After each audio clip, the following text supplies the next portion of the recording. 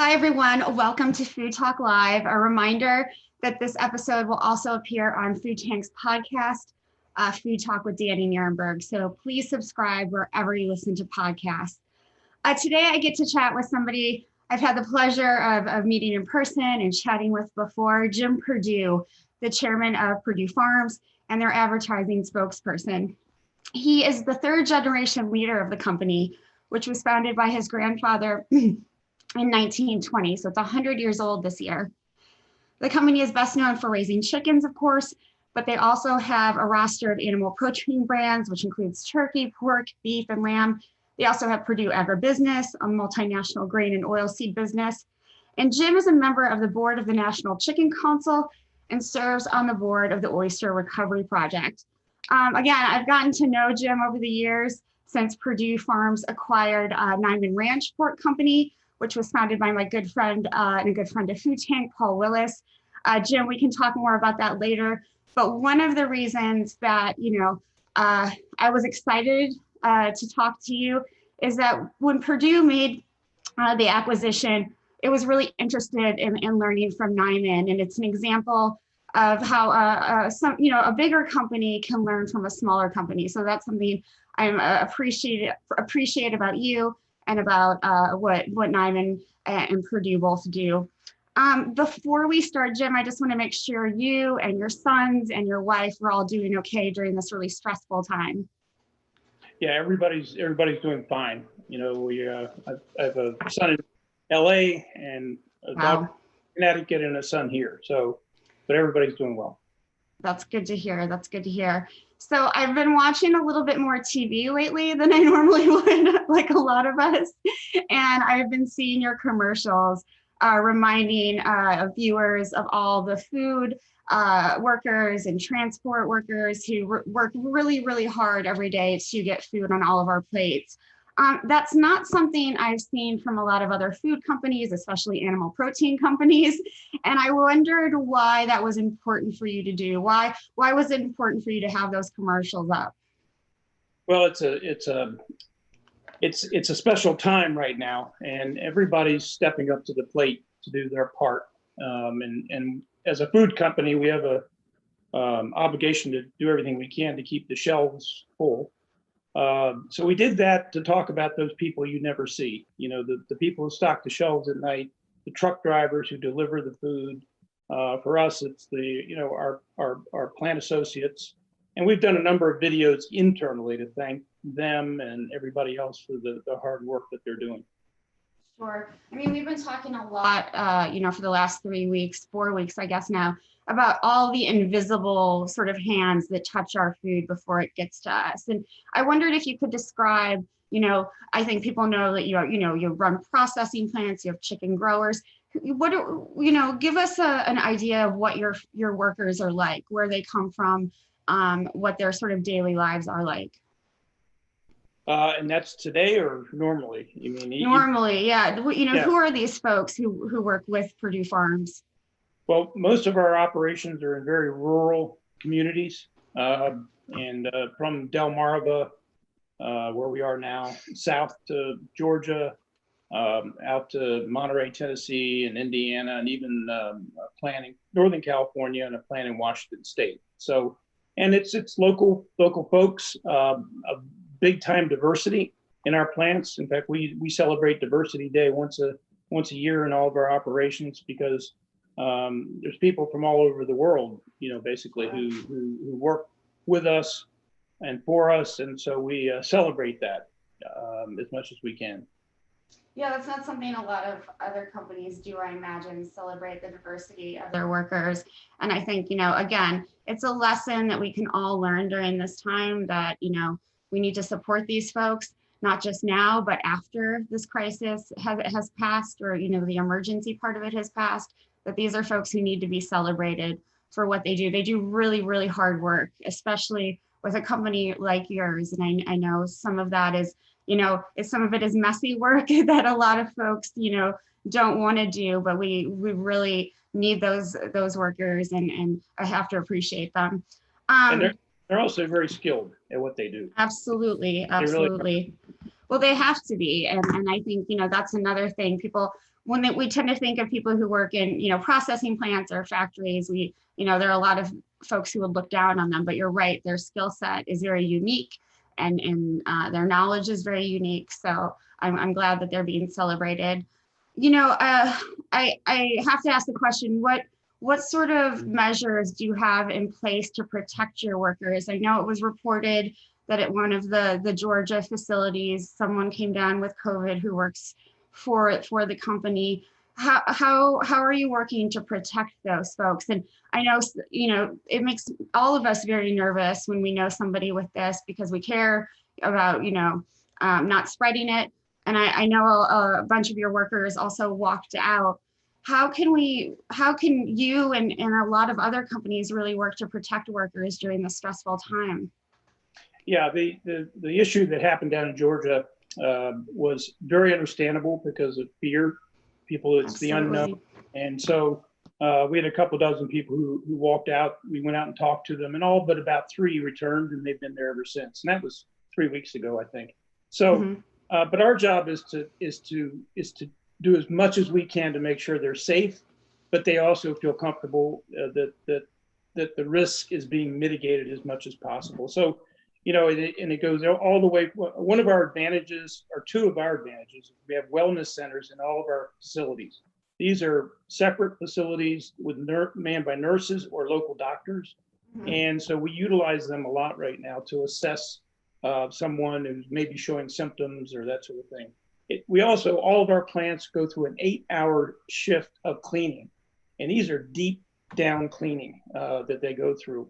So every morning when they start up, it has to be inspected by the USDA to be allowed to run. So it's one of the advantages of one of these plants is they're very, very clean. But beyond that, we're doing a lot of things now. We want people to let us know if they're not feeling well. When they come to work, we take their temperature with an infrared distance thermometer. Every single worker is taken, and then they go through a hand sanitation before they enter the plant, after their temperature is taken. And then once they're in the plant, we're doing a lot of things like putting separators between people who may be trimming product, plastic separators, so that they are separated from one another, certainly while they're in the plant. We also, one of the things that our folks told us that was important was they don't have a lot of time to go food shopping. So we're providing chicken for them to take home, because that was one of the things they said is very important to them. So we're doing that every week. And because there's a lot of business that isn't happening right now, like restaurant business and some trade internationally, we have a lot of frozen product that we can liberate and use for that. Plus, for communities, we're also having trucks in communities where we have operations sell it at wholesale prices, the product out of the back of the truck. Again, just to try to help, and that sends a message to the associates too, that it's because of them that there's food available in that community or on the shelves in the supermarkets. Absolutely, absolutely. And I'd say that and then we have a protocol that follows the CDC guidelines when someone either talks about having symptoms or actually test positive for COVID-19. And we've had a handful of positives, and we're we of course they normally are already at home when that happens. Sure. So we checked where they were working and any associate workers that were nearby. We questioned them. We questioned the associate themselves, and actually, and they go home for a 2-week quarantine, and they're being paid while they're on that quarantine. Or if we send people home because we were afraid they were in a location, then they'll also go home on a quarantine basis. And so we have quite a few people that are home for that reason. Although I will tell you that we're in the process now. We've started liberating, coming back, folks that either recovered already or they've gone through the quarantine, nothing happened, so they came back to work. We have a medical doctor on board who actually the gentleman who set up all the wellness centers back in the from 2000 to 2015. He's back and he's helping us, especially communicating with county and state health departments who are very involved, as you can imagine, in the procedures that you're undergoing. And so he can talk their talk and their language, and also help us make sure we're doing things like wearing a mask is more than just wearing a mask. Right. Wearing a mask means you have to wear it all the time. And too many people, when they come up to somebody to talk to them, they take their mask down, which is the number one time when you should have it on. So as he said, the only time you should not have a mask on is if you're eating your lunch. Other than that, it should never come off your face. So a lot of training, a lot of details into making sure we're doing all these protocols, properly, I would say. And these medical centers, these have been in place since 2015? Since 2000. Since 2000, wow. And is that something, go ahead. The reason we did that is our health care costs were going up. So this Dr. Merrill's philosophy was, if we can make people healthier, then our healthcare costs will go down. And number one, healthy is see a doctor if you're not feeling well, or if you have a major problem. And so we built these facilities because then it makes it easy. They come off their workstation, they wait in the lobby, they see a doctor of their choice, foot doctor, gynecologist, OBGYN, whatever, and they come through there. And then they go back to work, and we pay them the whole time, so they don't lose any pay. And what happens, they start seeing the doctors more. They start more regularly, uncovering issues. Sure. And then if you mitigate those issues like high blood pressure, premature babies, it saves us money also because we're self-insured. So it's one of those wonderful win-win situations that goes on. And it also is built so that the dependents can come in from the outside and see doctors, the children. And that's all paid for. And that's all paid for. Yep. So and interesting. We spend a lot of money on that, but we think it really pays back. Because in my head, I was thinking because of workplace injuries, but you're just trying to keep the workers healthy so that they can stay on the line, so that they can keep doing their job. So it's not just about, getting hurt. And we've even extended it now to everybody gets tested for 5 items, and it's volunteer. They have to volunteer, but we're about 85% of our associates in our operations plants volunteer to come in. It's high it's blood pressure, sugar, cholesterol, weight, and smoking. And we do a test in their mouth to see if they've been smoking or not. So, because we feel like if we can do something about those 5 items, we can have a healthier person. Yeah, healthier workforce for sure. I don't know if you know the answer to this question, but is this something that other animal protein companies do, like the Tysons of the world? Do they have medical centers, sort of on site? I'm not aware that they do, but in 2008, that's why we got the large company award by Health and Human Services, large company in the United States, best health system. And it was something we were very proud of. Yeah, and especially now when it's most needed and essential for workers. So that's so interesting.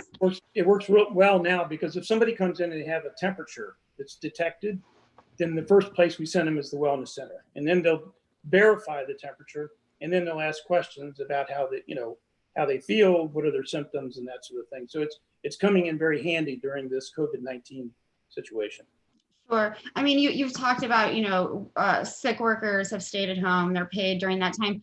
How much of your workforce do you think has been affected? Is it a small amount, a big amount?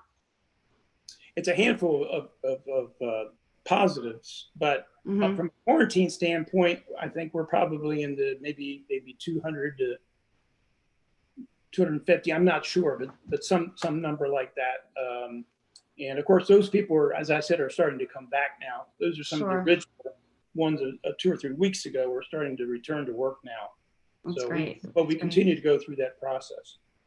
That's, you have about 21,000 employees. Is that correct? So that's yes, and about 17,000 are hourly folks who work in these harvest plants or cooking. Yeah. That's not a bad number. And if people are getting well and you're catching it early, I frankly, I didn't know that that's what was happening. It's kind of a surprise. So I'm glad those wellness centers are in place. It's very forward thinking of you and the company. Not me. It was his idea, and he had to sell it to everybody, but once we were sold on it, we said, let's do it. And so we did them one at a time for about 5 years. Yeah. Because it's about $1 million to build the wellness center within the facility. Sure, sure. And then to pay for the workers and their dependents, that's a big expense every year for the company, I'm sure. Yep. So, I mentioned Tyson Foods a few minutes ago, and it was reported yesterday that they are suspending some of their production at some of their operations because they can't keep workers 6 feet apart. And you were talking about the sort of separators that you were using for folks on the line. Do you think that's going to be enough, or do you think, as the longer this goes on, do you think you'll have to suspend some of your operations in Georgia or the Delmarva or elsewhere?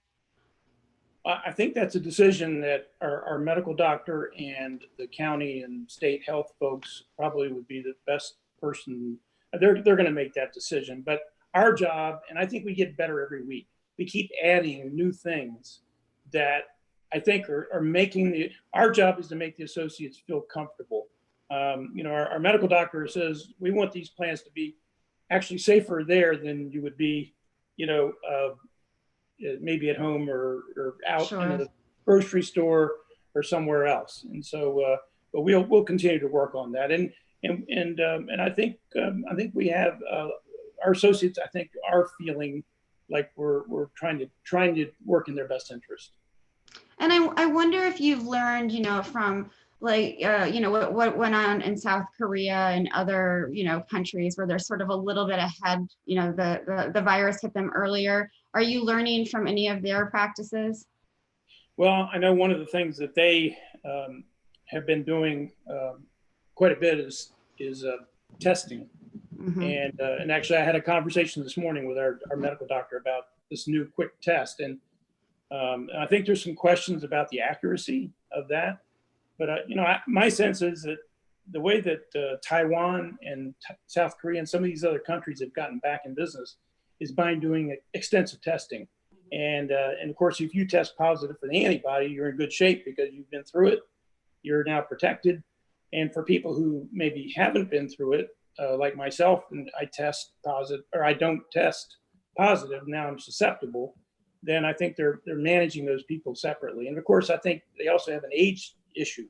So, if you're over a certain age, you're more susceptible to more serious effects, especially if you have underlying conditions. So, but that's something I know the U.S. is going to have to figure out. I think at some point we would want to get into testing in our facilities, but of course, the wherewithal to do that isn't there right now.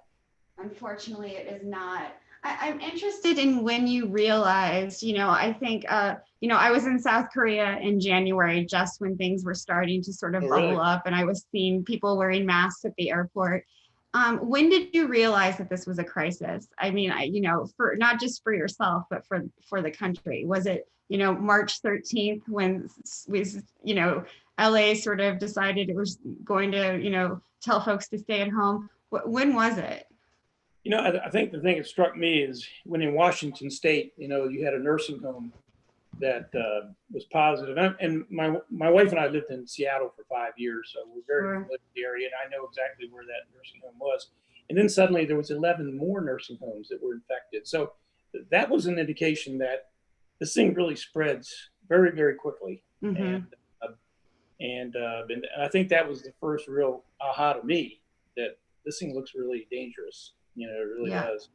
Yeah, absolutely. I want to go back a second and talk about the drivers and the distributors and the people who stock, your products on shelves.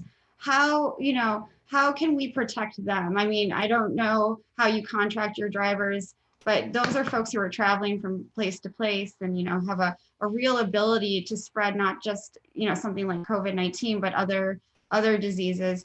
How can companies like Perdue make sure they're protected as well?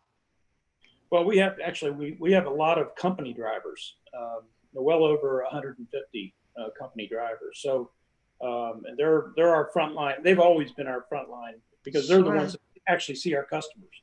I never see our customers like they do every night. Right. So we've always celebrated our drivers, and they're just great people. But and they're in some ways they're safe because they're kind of independent by themselves in a cab. But at some point they have to a truck stop or at the location. Actually, at most locations they don't actually get out of the truck. They just back it up. It's unloaded and then they leave. So there's not a lot of contact there. But still, we've had one driver who tested positive. So they certainly can test positive. But I think we're doing everything we can to, for them also. Sure. And if they go to one of our plants, as they come in, they have to go through the same procedures that are the people that work in that plant do, along with the guy that does the vending machine or anybody who comes in that operation has to go through the same temperature check procedures, et cetera. So those protocols are in place for everybody. Right. We've heard of hospitals, not being able to get the necessary medical supplies that they need or the protective gear. Have you encountered that as as sort of things have ramped up and the emergency has become more of an emergency? Have you had trouble getting the gear you need for your workers?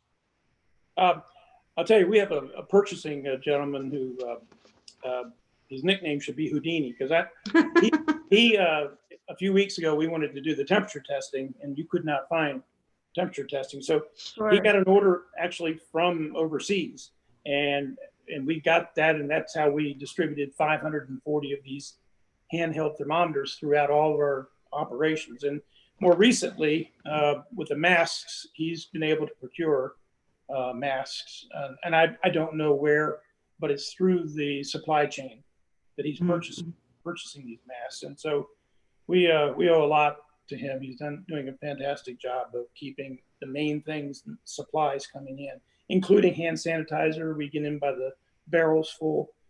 So we're in pretty good shape, at this point. Yeah, I worry, for hospital workers and for all of us, the longer this goes on, and the less of those materials there will be, and I hope we can ramp up production soon. That's very concerning.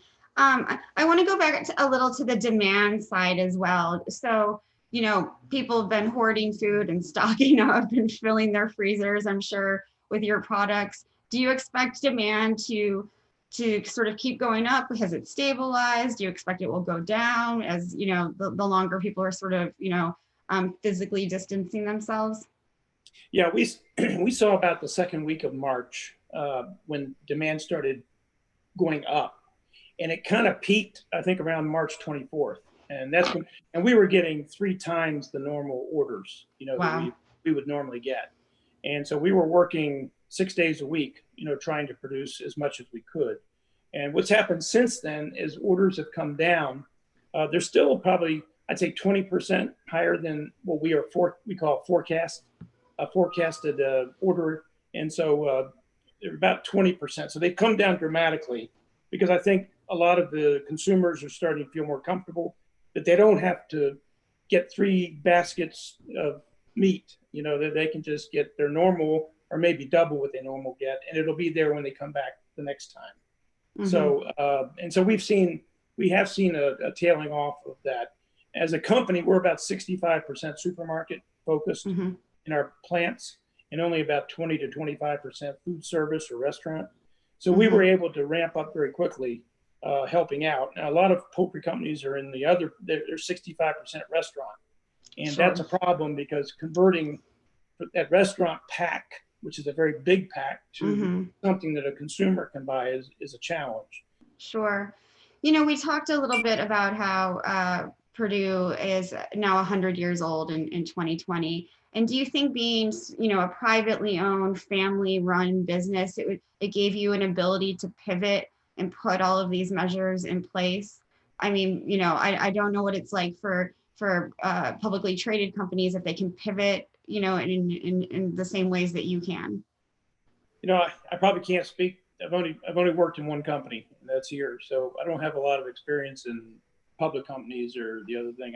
I would say the number one thing, one of our 4 values in the company, besides quality and the main one we talk about quality integrity. Trust is the one that I think is the most important in the company, and teamwork. And teamwork is really what makes a difference for us. And that's why it's one of our values. And when you're in a crisis, a lot of people talk about Perdue as being one of the best firefighting, organizations there are, which is not a good thing, because if you plan out ahead and you do things right, you don't have to firefight. But there are crises that happen like this, where firefighting, everybody rolls up their sleeves, everybody works for the team, does their part, and that's so, of the quality, integrity, teamwork, and stewardship, the four values. Teamwork is what really helps make a difference in making things happen quickly, in a situation like this. And I know you can't answer this question, and I'd love to talk to one of your workers, but I wonder, because it's family owned, because they see you probably and your sons a lot, or, at the very least on TV, or they know, the manager as well. I wonder if they feel sort of better taken care of than they would if they worked for, another bigger company. But again, something you probably can't answer, but I'm sure you've heard, anecdotal stuff. Well, I hope so. One of the things we try to do, when I grew up, when I was, 10, 11, 12 years old, we had 200 people in the company, and everybody knew everybody, and it was family. It's a lot more difficult when you have 21,000 people, but we do a number of things that we try to do that. We go to every operation once a year, talk about how we did for the year, what the plans are for next year, answer questions at that facility, and go to the next facility. And it takes a month to get through all across the country. But I think they appreciate seeing us, the senior people in the company, come and do that. But people is number one in our business. And it always has been. That's why the wellness centers are there. That's why our worker safety is world class. It is, by measurement, the best in the industry. So we spend a lot of time focusing on people. And I probably write about 50 notes a month to associates who have service award bank, service of 20 years, 25 years, 30, 35, 40, and even 50 years working for us. So we do a lot of things to try to make it feel like it's a family. But it depends on a great team. And we have a great team of people that carry those values out to the operations, whether it's a feed mill, a hatchery, a harvest plant, a cooking facility. They do a very good job of understanding how important that is. Sure. I want to shift gears a little bit, because a lot of Food Tank's viewers and listeners, animal welfare and, the idea of industrial animal operations is very important to them. And I'm sure your company and many other companies often get criticized for animal welfare practices, but, others have applauded you. And I wanted to talk about the business benchmark on farm animal welfare. You achieved a tier 2 ranking this year, I believe, or late last year. And that's something that's supported by Compassion in World Farming, which is an organization I know and love, and World Animal Protection, which is also a phenomenal organization. Do you think that the increased stress and, high demand, if demand goes up again, will have an impact on your animal welfare standards? Or is that something that, you're going to do no matter what? No, that will not change. We're on a journey right now to implement a lot of new ways to raise animals. And like you said, we learned a lot of this from Paul Willis at Nierenberg Ranch.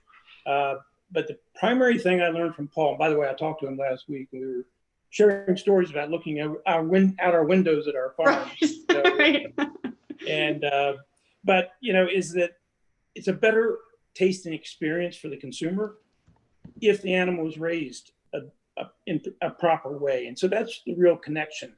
And it's the same thing at Nierenberg Ranch. They strongly feel that the way an animal is raised, the way it's treated, including in the harvest facility, has a lot of impact on that, the tenderness, the whole 9 yards. So we are in that same, we're learning to adapt that to chickens. And so we feel very strongly about that. And, this animal care summit we have every year, we've had 4 animal care summits where we bring the compassionate world farming, we bring compassion over killing, Humane Society of the United States. All these groups come here and we discuss what we're doing, progress we're making, and where we're thinking of going. And we bring a lot of customers, a lot of intellectuals from universities who are working in the area of animal welfare. And it's a very interesting change for us. You know, something I would have told you 10 years ago we'd be doing this, I would have said, sure, that would have surprised me. But I'm so glad we are doing it, because it's going to result in a much better eating experience at the end of the day, which I share with our animal rights people, you know, that we're doing this because we want to have a good experience for our consumers who are buying our products. No, and so many other companies are on this journey too. You know, they want the best product for their customers. It's not just all about quantity and production as much as it was 10 or 15 years ago. Do you think you'll get to a tier 1 ranking anytime soon with the benchmark? That would be a tall accomplishment, but I think our people love challenges, and I don't think they'd have any problem. You know, animal welfare is like, remember I was talking about the wellness centers is a win-win. It's Absolutely. A win because it reduces our cost, healthcare law, but it's better health for the associates. Those are things you always look for. And for me, animal welfare is the same thing. It's a win-win.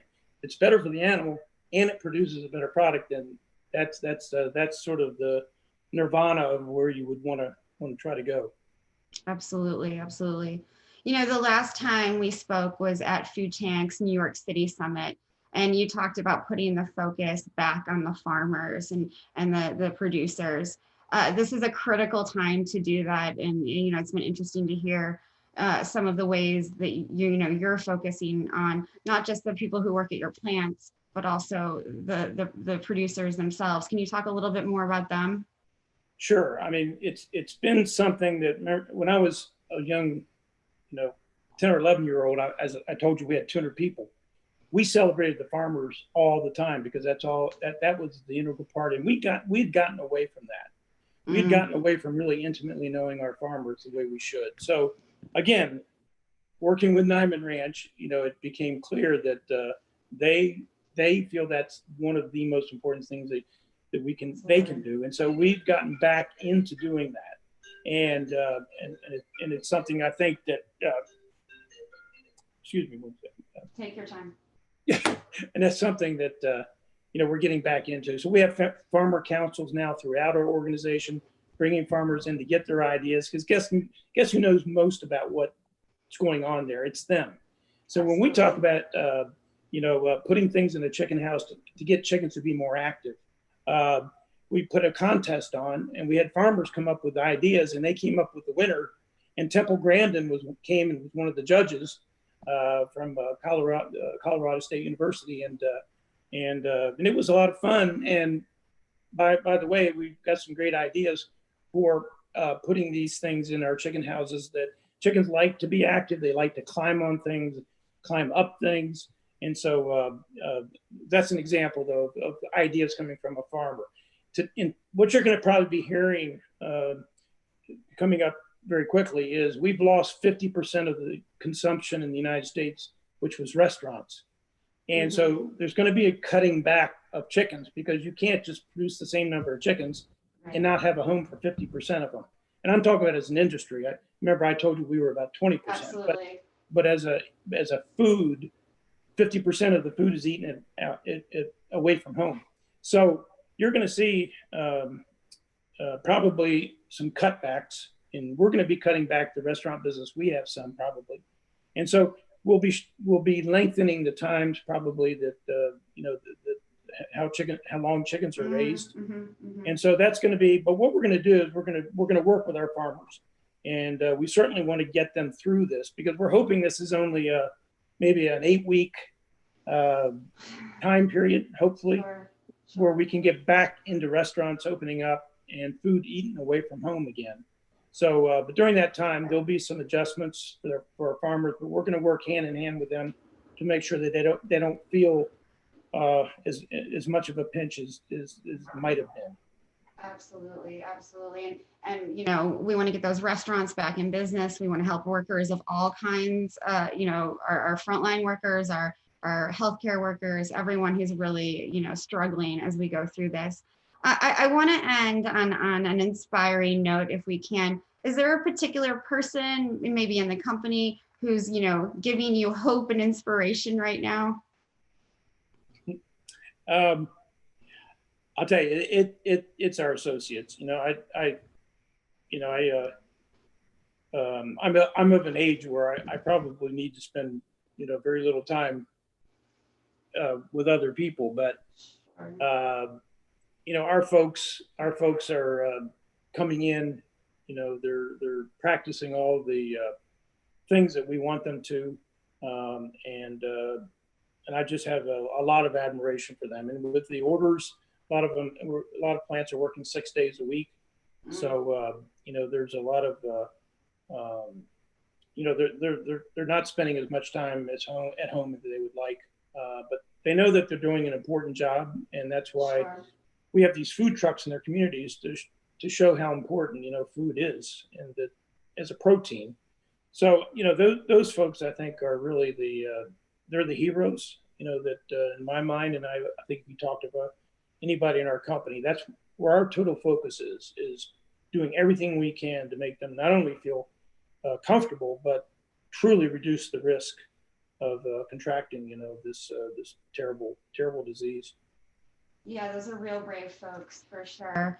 I want to give out your website so folks can find out more information about some of your animal welfare practices and other things that you're doing. It's corporate.perduefarms.com. We'll also put it on the Food Tank website, so it will be available and on our social media. Jim, thanks so much for being with me today. And also, also, by the way, on that website, there is all of these things we've been talking about on COVID-19. Perfect. The practices we're putting in place and that sort of thing. So yeah, that's also on there. So again, corporate.perduefarms.com. Thanks to all of our viewers. Thanks to Jim. Again, this episode will appear on our podcast, Food Talk with Danny Nierenberg. And please join me back here at 5 p.m. when I get to interview Tom McDougall at 4P Foods in Washington, D.C. Jim, thank you so much. Please stay well and give your best to your wife and your family. And you too, Danny. Nice talking to you. Take care.